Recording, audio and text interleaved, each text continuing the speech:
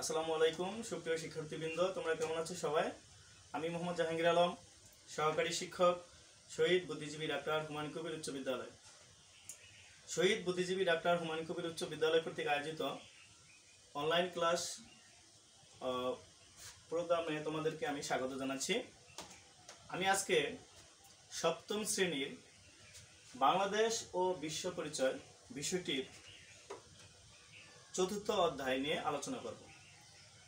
অধ্যায়টি খুবই একটি গুরুত্বপূর্ণ অধ্যায়। বাংলাদেশের অর্থনীতি বাংলাদেশের অর্থনীতি সম্পর্কে আমরা জানতে পারবো এই অধ্যায়ে। তো এই অধ্যায়ে আলোচনা করার পূর্বে আমি এই অধ্যায়টা পড়ে আসলে আমরা কি জানতে পারবো, কি শিখতে পারবো, এই বিষয়ে একটু আলোকপাত করতে চাই। এই পাঠ শেষে আমরা জানতে পারবো বাংলাদেশের শিল্পের প্রকারভেদ সম্পর্কে বিবরণ দিতে পারবো। আসলে শিল্পটা কি এবং এর প্রকারভেদই বা কি। তো এই অধ্যায় শেষে আমরা এই বিষয়ে জানতে পারবো বাংলাদেশের শিল্পের প্রকারভেদ সম্পর্কে। অর্থনীতির বিকাশে শিল্পের অবদান নির্ণয় করতে পারবো। একটা দেশের অর্থনীতির বিকাশে শিল্প কিভাবে প্রভাব বিস্তার করে, কিভাবে অবদান রাখে, এই সম্পর্কেও আমরা জানতে পারবো। বাংলাদেশের অর্থনীতিতে শিল্পের ভবিষ্যৎটা কি, এই সম্পর্কেও আমরা জানতে পারবো। বাংলাদেশের প্রধান আমদানি ও রপ্তানি পণ্য সম্পর্কে আমরা আলোচনা করতে পারব। আমরা জানি কোনো দেশই যে কোনো বিষয় দিয়ে স্বয়ংসম্পূর্ণতা অর্জন করতে পারে না, কোনো না কোনো বিষয় সম্পর্কে তাদের একটা ঘাটতি থাকতে পারে। যেমন আমি যদি বলি যে বাংলাদেশ খাদ্যে স্বয়ংসম্পূর্ণ, তার মানে বাংলাদেশ বিদেশ থেকে খাদ্য যদি কিনে না আনে তাহলেও আমরা চলতে পারব। কিন্তু এমন এমন কিছু পণ্য আছে বা এমন কিছু জিনিস আছে যেটা আমাদের নাই, যেটা আমাদের বিদেশ থেকে আমদানি করে আনতে হয়। যেমন আমি যদি বলি জ্বালানি তেল, আমাদের দেশে জ্বালানি চাহিদা মূলত মধ্যপ্রাচ্যের বিভিন্ন দেশ থেকে তেল আমদানি করে আনতে হয়। আবার আমাদের দেশের এমন কিছু পণ্য আছে যেটা আমাদের উৎপাদিত পণ্য আমাদের ব্যবহারের পরেও অতিরিক্ত বা উদ্বৃত্ত থেকে যায়, সেটাকে আবার আমরা বিদেশে রপ্তানি করি। যেমন আমাদের প্রধান রপ্তানি পণ্য কি? পোশাক। তো আমাদের এরকম বিভিন্ন আমদানি ও রপ্তানি পণ্যের আমরা বিবরণ দিতে পারব। এরপরে আমরা এই অধ্যায় শেষে আরো শিখতে পারবো আমদানি ও রপ্তানি পণ্যের গুরুত্ব, আমদানি রপ্তানির গুরুত্ব। এরপরে প্রক্রিয়া শিল্পটা কি, প্রক্রিয়া শিল্প সম্পর্কেও আমরা ব্যাখ্যা করতে পারবো। এই অধ্যায় শেষে আমরা আরো জানতে পারবো অনানুষ্ঠানিক অর্থনৈতিক কার্যাবলীর বিবরণ দিতে আমরা পারবো। বাংলাদেশের গ্রামের আনুষ্ঠানিক অর্থনৈতিক কাজের ব্যাখ্যা করতে পারবো। জাতীয় অর্থনীতিতে অনানুষ্ঠানিক কাজের ব্যাখ্যা করতে পারবো। বাংলাদেশের কৃষি পণ্য প্রক্রিয়াজাতকরণের ব্যাখ্যা দিতে পারবো।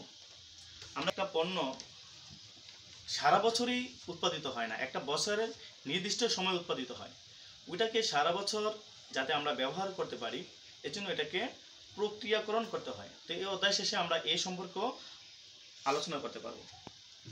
কৃষি পণ্য প্রক্রিয়াজাতকরণের সমস্যা ও করণীয় ব্যাখ্যা করতে পারবো। আমাদের দেশের কৃষকরা বা আমাদের দেশের জনগণ সবাই প্রক্রিয়াকরণ সম্পর্কে অত ওয়াকিবহাল নয়, তো এই বিষয়টা সম্পর্কে আমরা আলোচনা করতে পারব। বাংলাদেশের অর্থনীতিতে গুরুত্বপূর্ণ অবদান রাখে শিল্প, বাংলাদেশের শিল্প। তো এখন আজকে আমি প্রথমেই এই ক্লাসে বাংলাদেশের শিল্প সম্পর্কে আলোচনা করব। আসলে শিল্পটা কি? শিল্প হচ্ছে এমন একটা স্থান বা এমন একটা প্রক্রিয়া বা প্রসেস যেখানে প্রকৃতি থেকে প্রাপ্ত কোনো কাঁচামাল বা দ্রব্য দিয়ে এটাকে প্রক্রিয়াকরণের মাধ্যমে মানুষের ভোগের উপযোগী বা ব্যবহার উপযোগী করা হয়। ওই স্থান বা ওই প্রক্রিয়া বা ওইটাকেই বলা হয় শিল্প। যেমন আমি যদি ছোট্ট একটা উদাহরণ দিই, যেমন আমরা রেশন সংগ্রহ করি, সেটাকে সুতা বানানো হয় কারখানায়, বা সেইখানে এটাকে কাঁচামালে রূপান্তরিত করা হয়। কাঁচামাল থেকে সুতা তৈরি করে সেটাকে মানুষের ব্যবহার উপযোগী কাপড় তৈরি করা হয়। তাহলে এই যে রেশন পোকা বা সুতা তৈরি, সেইখান থেকে কাপড় তৈরি, কাপড় থেকে মানুষের ব্যবহার উপযোগী পোশাক তৈরি, এই যে প্রসেস যেখানে করা হয় বা যা করা হয় এটাকে আমরা শিল্প বলে থাকি। তো আমরা যদি বাংলাদেশের শিল্প সম্পর্কে আলোচনা করতে চাই তাহলে কয়েক ধরনের শিল্প দেখতে পাই আমরা, যেমন বৃহৎ শিল্প অর্থাৎ অনেক বড় শিল্প, এরপরে মাঝারি শিল্প, ক্ষুদ্র শিল্প, কুটির শিল্প। বৃহৎ শিল্প কোনটা? আসলে বৃহৎ শিল্প কোনটা? অর্থাৎ পাট শিল্প, বস্ত্র শিল্প, সিমেন্ট শিল্প, সার, রেল, বিদ্যুৎ, বড় ইঞ্জিনিয়ারিং শিল্প, এগুলো হচ্ছে বৃহৎ শিল্পের উদাহরণ। যেমন আমি যদি আরেকবার বলতে চাই যে কোনটা বৃহৎ শিল্প, এর উদাহরণ পাট, বস্ত্র, সিমেন্ট, সার, রেল, বিদ্যুৎ ইত্যাদি।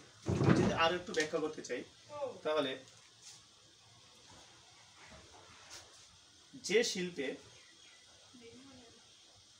এসব শিল্প প্রতিষ্ঠানে প্রচুর মূলধন, দক্ষ শ্রমিক, কারিগর, প্রকৌশলী, বিশেষজ্ঞ, অভিজ্ঞ ব্যবস্থাপকের প্রয়োজন হয়, এসব শিল্পের উৎপাদন ক্ষমতা বেশি। দেশের চাহিদা মিটিয়ে উৎপাদিত সামগ্রী একটা অংশ বিদেশে রপ্তানি হয়।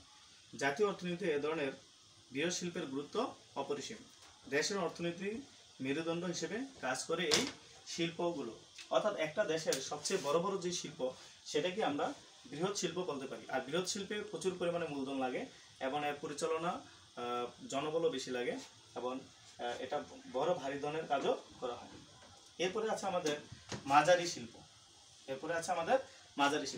মাঝারি শিল্প উদাহরণ যদি দিই তাহলে মাঝারি শিল্প কোন বলে, যেমন সিল্ক শিল্প, সিরামিক, হিমাগার, মানে যেটাকে আমরা কোলেস্টেরল বলে থাকি, অর্থাৎ যেখানে পণ্যদ্রব্য দীর্ঘদিন রাখা যায় সেটাকে হিমাগার বলে। তো এটা হচ্ছে এরকম, যেসব শিল্প প্রতিষ্ঠানে 1.5 কোটি টাকার অধিক মূলধন খাটে সেগুলোকে সাধারণত মাঝারি শিল্প বলে গণ্য করা হয়। অর্থাৎ যে শিল্পের মূলধন